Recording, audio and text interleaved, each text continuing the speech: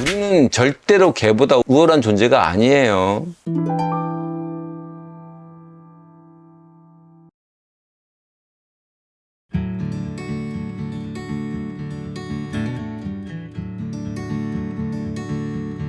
오늘 주제는 이거예요. 인간은 개보다 위대하지 않다. 인간이 위대하다고 생각하는 생각들이 있어요. 왜냐하면 인간은 나는 누구일까, 어디서 왔을까라는 생각을 하는 존재란 말이에요. 그러다 보니까 다른 것들하고 비교해서 좀 특별하고 싶어. 나는 특별하고 싶으니까 온갖 생각을 많이 하죠. 근데 과연 그렇게 특별한가라는 얘기예요. 그 질문이에요. 여러분들이 개를 키울 때 개를 이해하지 못하는 제일 큰 난관이 뭐냐면, 나는 개보다 더 우월해, 개는 인간보다 열등해라는 생각을 갖고 있을 때 개를 이해하기가 힘들어져요. 왜냐하면 동등해질 수가 없거든요. 나는 개를 지배하는 사람이고 개의 주인이고 개를 다스리는 사람이라 생각을 갖고 있으면 여러분들은 개를 이해할 수가 없어요. 개가 언제부터 우리랑 같이 살게 됐어요? 과학자들은 뭐라고 그래요? 한때는 12,000년 전이라고 그랬다가 최근에는 36,000년 전이라고 그러죠. 여러 가지 이유로 저는 10만 년 전부터라고 얘기를 해요. 걔는 10만 년 동안 인간을 어떻게 하면 이해할까? 어떻게 하면 인간과 함께 살 수 있을까만 고민해온 종입니다. 왜냐하면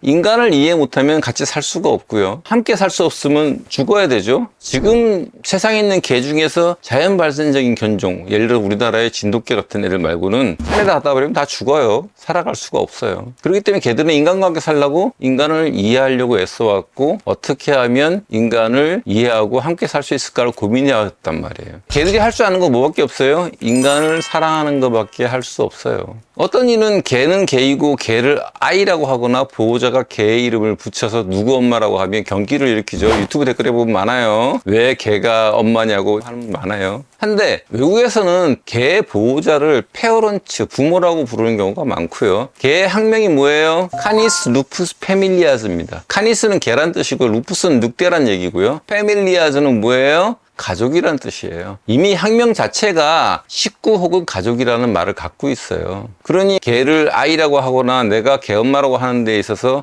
아무 문제가 없음에도 불구하고 인간들은 그렇게 하지 않아요. 우리가 모르는 개들의 숨겨진 삶이라는 책이 하나 있어요. 여기에 개들이 흔히 하는 이해 못할 행동 3가지라는 코너가 있거든요. 개들은 인간이 화장실에 가면 죽자고 따라오려고 들어요. 개들은 인간이 샤워하고 나오면 샤워하고 나서 물기 마르지 로션 발라야 될 때 미친 듯이 와서 핥죠. 또 함께 산책 나가거나 어두운 밤에 가면 뻑 하고 짖어요. 근데 이거 3가지를 인간들은 이해를 못한다 이 말이에요. 심지어는 이걸 가지고 혼내거나 어떻게 하는 사람들 많아요. 화장실 가면 어떻게든 따라오려고 하면 왜 따라오려고 그래요? 개들의 세상에서는 볼일을 볼 때가 가장 방어가 안 되고 취약하면 위험하다는 걸 알기 때문에 지켜주려고 따라오는 거예요. 그래서 미친 듯이 화장실 갈 때 따라오는 거예요. 화장실 갈 때 따라오면 어떻게 해요? 집에 사람이 없으면 문 열어놓고 볼일 보세요. 그러면 걔가 앞에서 딱 지키고 있는 걸 알게 될 거예요. 샤워하고 나오면 왜 물기 마르기 전에 로션 발랐는데 미친 듯이 핥아요? 개들의 세상에서는 몸에 털이 물에 젖어 있는 것이 가장 위험한 일이기 때문에 그래요. 어떻게든 빨리 그 물기 없애려고 그러는 거예요. 밤에 나갔을 때 개가 웍 하고 짖는 건 뭐예요? 동물 행동학에서 그걸 뭐라 그래요? 경고짖음이라고 불러요. 경고짖음이란 게 뭐예요? 위험한 대상이 있는데 그 위험한 대상에게 자신을 노출시켜서 무리는 도망갈 시간을 벌게 해주려는 자기 희생적인 행동이 바로 경고짖음이에요. 화장실에 따라와서 지키려고 따라오는 아이, 물기가 묻어서 빨리 제거해서 주인을 지키려는 아이, 자기를 희생해서 경고짖으면서 자기의 가족을 지키려는 행동에 대해서 우리는 뭐라 그래요? 찌사, 시끄러워, 따라오지 마, 너 왜 자꾸 귀찮게 따라다녀, 로션 바르는데 왜 핥아, 저리 가, 꺼져라고 얘기하는 게 인간이에요. 이처럼 개들은 우리를 보호해 주려고 애쓰고 살아왔는데 인간은 개를 이해 못하고 나무라고 거꾸로 혼내기도 한다는 말이에요. 이것만 봐도 위대하진 않아요. 그러면 우리가 그토록 주장하는 뇌가 발달해서 우리는 뇌를 잘 쓰니까 더 위대하라는 생각을 하기도 해요. 그죠? 많은 사람들이 우리가 똑똑하니까 우리가 개보다 더 낫다고 생각을 합니다. 책의 한 구절을 읽어줄게요. 실상 진화에서 커다란 뇌는 자원을 고갈시키는 이빠진 독이다. 뇌를 선택했던 수많은 생명종이 있었을 것이다. 하지만 모두 실패했다. 인간이 성공한 것은 단지 우연히 겹쳐진 것일 뿐이다. 불을 발견하고도 도구를 사용하고도 인간은 먹이사슬 정점에서 설 순 없었다. 인간은 240만 년간 먹이 피라미드 중간에서 살아남기 위해 몸부림쳤다. 뇌라는 엄청나 보이는 도구를 얻고도 그랬다. 커다란 뇌는 생존에 그리 도움이 되지 않았던 것이다. 인간이 먹이사슬의 정점에 선 계기는 늑대와의 동맹이었다. 어느 책에 나오는 구절이에요? 신입종 인간이라는 책에 나오는 구절입니다. 자, 커다란 뇌는 자원을 고갈시키는 밑빠진 독이다. 우리의 뇌의 커다란 뇌는요, 엄청난 열량을 씁니다. 보통 우리 에너지의 40% 정도를 잡아먹어요. 이 커다란 뇌를 선택한 생명종들이 인간 위에도 많이 있었을 것이라는 거예요. 근데 다 멸종했어요. 왜? 이게 올바른 선택이 아니었던 거죠. 선택이란 말은 좀 부적절합니다. 우연이에요. 진화상으로 우리가 뇌를 선택해서 발달시킨 거는 우연입니다.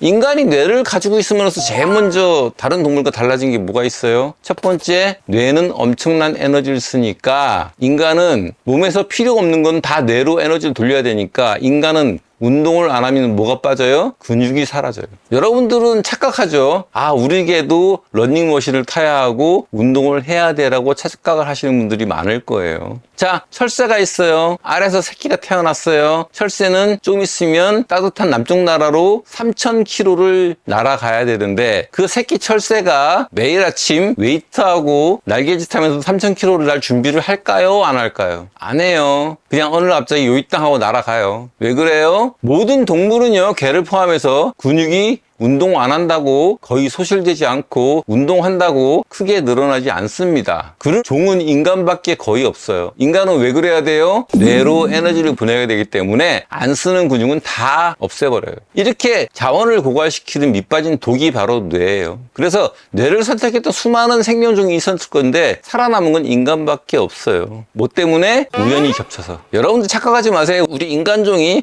나는 뇌를 발달시키겠다고 발달시킨 게 아니에요. 어느 날 우연히 돌연변이 하나가 뇌를 발달시켰는데 그 돌연변이가 마침 죽지 않고 살아남아서 새끼를 냈기 때문에 뇌가 발달한 인간이 있는 거예요. 진화를 착각하지 마세요. 진화는요, 선택이 아니에요. 우연이에요. 우연히 선택되었는데 그게 살아남은 걸 뭐라 그래요? 우리는 적응이라 그러고 그것을 진화라 그러는 거예요. 그렇게 해서 인간은 불도 쓰고 도구도 만들어요. 한때는 도구를 만드는 것을 인간의 조건이라고 그랬고 인간만의 특징이라고 했는데 사실 그렇게 됐어요. 도구를 만드는 수많은 애들이 발견되는 바람에 그것도 나가리가 됐어요. 불을 쓸 줄 알고 도구를 사용하는 인간이 과연 먹이사슬의 정점에 있었냐는 거예요. 놀랍게도 과학적 근거에 따라서 240만 년간 인간은 먹이 피라미드의 중간밖에 있지 않았어요. 중간이라면 어디쯤이냐면 하이에나 치타 밑이에요. 벌꿀 소리 밑입니다. 포식자가 아니었어요. 뇌라는 엄청난 도구를 갖고도 먹이사슬의 중간밖에 있지 않았어요. 그런데 갑자기 어떻게 최상위 포식자가 됐느냐라는 질문에 대해서 세계 석학들이 답을 내렸어요. 유발 하라리를 비롯해서 신입종 인간을 쓴 시프만을 비롯해서 저명한 학자들이 결론을 뭐라고 내렸어요? 인간이 먹이사슬의 정점에 선 계기는 늑대와의 동맹이었다라고 결론을 내렸어요.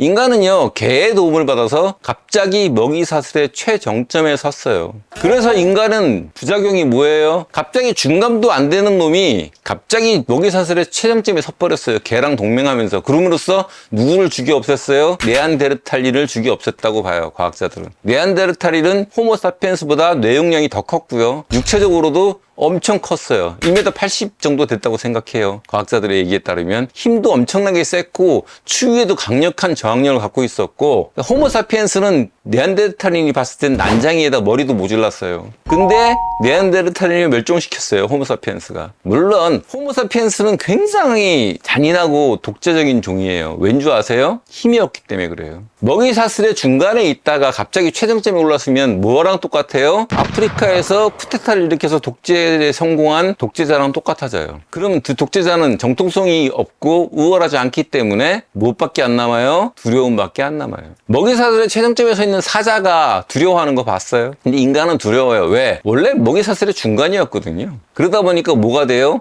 두려움을 가지게 되고 독재적이 되고 다른 생명체를 죽이고 탄압하고 없애야 돼요. 조금이라도 자기랑 비슷하거나 자기보다 위협적인 덩치를 갖고 있거나 하면 다 죽여 없애야만 살 수 있다고 생각하는 게 인간이에요. 오랫동안 호모사피엔스는 스스로 다른 동물과 동떨어진 존재로 속한 과거 없는 동물인 것처럼 형제 자매도 사촌도 없고 가장 중요하게 부모도 없는 동물인 것처럼 보려고 해왔다라고 해요. 누가 그런 말을 했어요? 유발 하라리가 사피엔스에서 써놨어요. 하지만 우리 인간의 기대와 달리 우리는 영장류라는 과의 한 일원이고요. 불과 600만 년 전 단 한 마리의 암컷 유인원이 딸 둘을 낳았는데 그중 한 마리는 모든 침팬지의 조상이 되었고 다른 한 마리는 우리 종의 할머니가 되었다고 해요. 인류는 약 250만 년 전 동부 아프리카의 오스트랄로피테쿠스에서 진화했어요. 그는 우리보다 더 오래된 유인원의 한 속으로서 남쪽 유인원이란 뜻입니다. 여기서 수많은 사피엔스 종들이 나타났어요. 사람들이 흔히 생각하듯 에르가스터가 에렉투스를 낳고 에렉투스가 네안데르탈린을 낳은 것 같은 직선적인 모델이 아니고요. 200만 년 전부터 1만 년 전까지 지구에는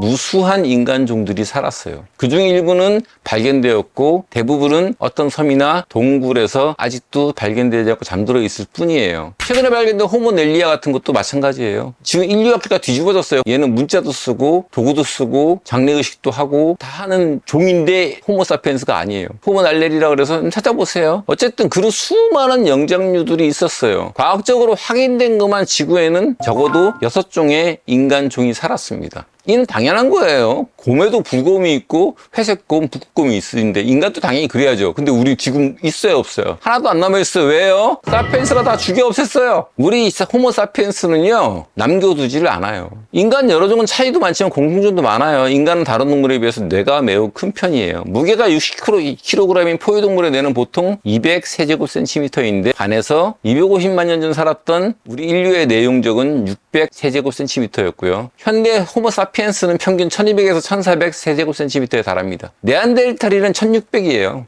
더 컸어요. 이 뇌가 우리 자랑이죠. 인간이 위대하다는. 진화 과정에서 그 뇌가 선호되는 건 좋은 것이라고 단정합니다. 우리 인간들은. 우리는 자신의 높은 지능에 빠져서 지적인 능력은 크면 클수록 좋다고 착각을 합니다. 만일 진화에서 큰 뇌가 선호되고 이유가 있었고 그게 다 성공했다면 우연히 인간은 성공했다고 말했어요. 다 성공했다면 모든 동물이 그래서 그걸 추구했다면 지금쯤 맹금류나 고양이과 동물들의 최상위 포식자 정도는 미적분 정도는 다 할 거예요. 아마 개구리는 화성 이주 계획을 하고 있을 거예요. 근데 뇌를 선택한 대부분의 모든 생명종이 인간병은 다 멸종했어요. 잘못된 선택이었던 거죠. 그리고 우연히 따라주지 않았어요. 고인류는 뇌가 커지면서 두 가지 대가를 지불했어요. 첫째는 식량을 찾아다니는데 더 많은 시간을 써야만 했어요. 왜? 뇌가 너무 많은 에너지를 쓰거든요. 둘째는 근육이 퇴화했어요. 인류는 근육에서 쓸 에너지를 뉴런에 투입했다. 하지만 이런 인류의 진화적 선택은 아프리카 대초원에서 살기 좋은 전략이 아니었어요. 우연히 선택된 인간의 신경망은 200만 년이 넘는 기간 동안 성장을 거듭했지만 몇몇 돌칼과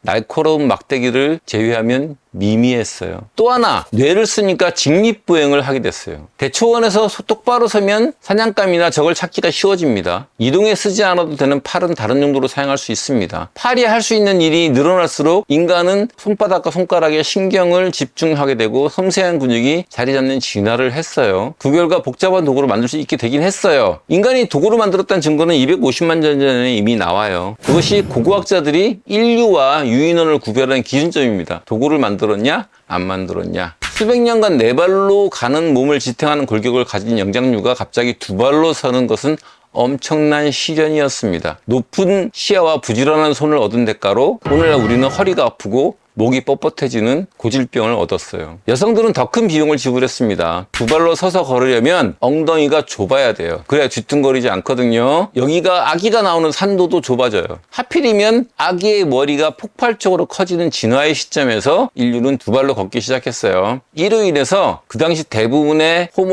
호모사피엔스라고 전조가 될 종들은 전멸했어요. 9만 중에 다 죽었어요. 직립하는데 뇌가 커지니까 아이가 산도를 빠져나올 수가 없는 거예요. 극소수가 국소수가 적응해 살아남았는데 어떤 국소수가 적응해 살아남았냐 하면 조산하는 여자가 살아남았어요. 아이가 머리가 커지기 전에 일찍 조산한 인류만 살아남은 거예요. 나머지 다 죽었어요. 직립보행을 하던 인류 중에 거의 99.9%가 전멸하고 그 중에서 우연히 조산하는 여자, 아이가 다 크기 전에 조산했던 여자만 살아남았어요. 우리는 인류는 다 조산종이에요. 지금도. 왜? 사람아이처럼 연약한 생명체가 있어요? 태어나서 거의 아무것도 할 수 없잖아요. 더 커지면 못 나와요. 자궁에서. 산도가 좁아서. 이걸 가지고 우연이라 그러는 거예요. 그러다 보니까 조산종이 태어나니까 어떻게 돼요? 인간이 이 너무도 연약한 아이를 혼자 키울 수가 없다 보니까 부족이 필요했어요. 그래서 인간은 미숙한 상태에서 태어나기 때문에 교육받고 사회할 수 있는 기간이 길고 부족들과 함께 어울려 살지 않으면 아이를 키울 수 없게 된 거예요.